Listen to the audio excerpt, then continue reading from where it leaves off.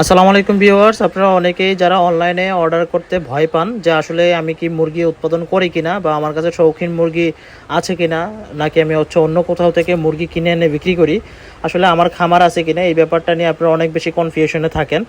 অনেকে ভিডিও কলে দেখতে চান, আমি আপনাদেরকে ভিডিও কলেও দেখাই। আজকে আপনাদেরকে আমি আমার খামারটা ছোট পরিসরে অল্প করে দেখাবো, তো যতটুকু সম্ভব আপনারা চেষ্টা করবেন এখান থেকে আমার খামারের একটা আইডিয়া নিতে। তবে আজকে খামারের প্যারেন্টসগুলো দেখাবো না, শুধু সেট আপটা দেখাবো। এই যে এটা হচ্ছে একটা সাইডের কলোনি, আর মাঝখানে হচ্ছে একটা ছোট হাইটের একটা সেট আপ, আর এটা হচ্ছে আরেকটা কলোনি। প্রত্যেকটা কলোনিতে শৌখিন বিদেশি মুরগির বাচ্চা এবং বিদেশি মুরগির প্যারেন্টস থাকে। এটা সবগুলো হচ্ছে কেজের ভিতরে প্যারেন্টসগুলো আছে, এগুলো সব হচ্ছে আলাদা আলাদা কেজে আলাদা আলাদা প্যারেন্টস থাকে। এই যে দেখেন আপনারা ভিডিওগুলো যেগুলো দেখেন এইগুলোর ভিতর থেকে আমি ভিডিওগুলো করে তারপর আপনাদেরকে ভিডিওগুলো দেখাই। যারা আমার খামার সম্পর্কে আগে থেকে আইডিয়া পান নাই, আপনারা একটা আইডিয়া পেয়ে যাবেন। আর এগুলো হচ্ছে বাচ্চা যেগুলো রেডি হয়েছে, রেডি হলে বাচ্চাগুলোকে এইভাবে বক্স আকারে আমি রেডি করে রাখি। বিশেষ করে চেষ্টা করি যেভাবে বাচ্চাগুলোকে সুস্থ রাখা যায় সেটাই মেনটেন করার চেষ্টা করি। এবং এই পাশ দিয়ে হচ্ছে আমার আরেকটা কলোনি আছে, এই কলোনিতে কিছু ফেন্সি মুরগি এখানে আছে। আর এই পাশে হচ্ছে রিগনেট ফিজেন। আপনারা অনেকে রিগনেট ফিজেনের প্যারেন্টসের ভিডিও আগে দেখছেন, এই যে এখানে রিগনেট ফিজেনটাই থাকে। আর এখানে সবগুলো হচ্ছে ফেন্সি আইটেম।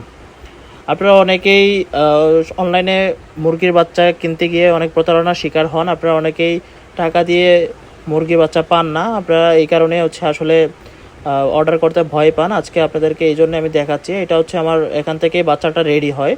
আর এখানে কিছু আমি কোয়েলও পুষি, এগুলো হচ্ছে আমি শখে পুষি কোয়েলগুলো, এমনিতে নর্মালি ডিম তৈরি করার জন্য।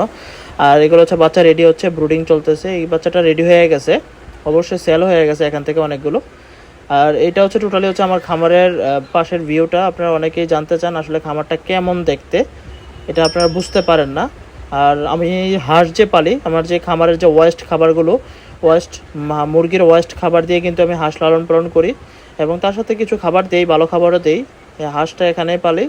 আর হাঁসের যেই হাঁসের সেট আপটা হচ্ছে এই পাশে ছোটো করে হাঁসের সেট আপটা রাখছি।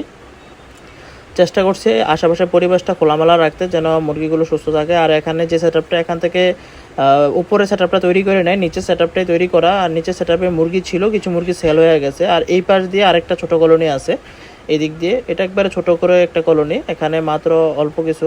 এই যে ছোটো করে। প্রিয় ভিউয়ার্স,